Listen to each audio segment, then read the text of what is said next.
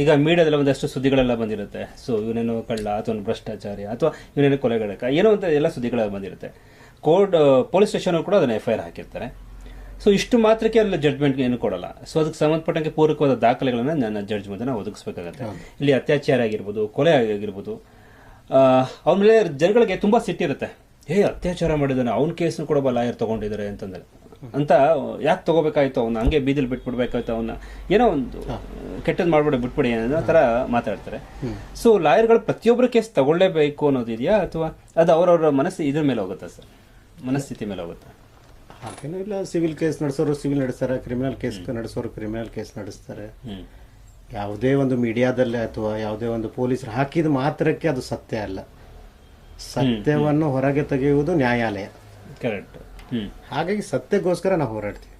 ನನ್ನನ್ನು ನಂಬಿಕೊಂಡು ಬಂದಿದ್ದಾನೆ ಅಡ್ವೊಕೇಸಿ, ನಾನು ಅವನಿಗೆ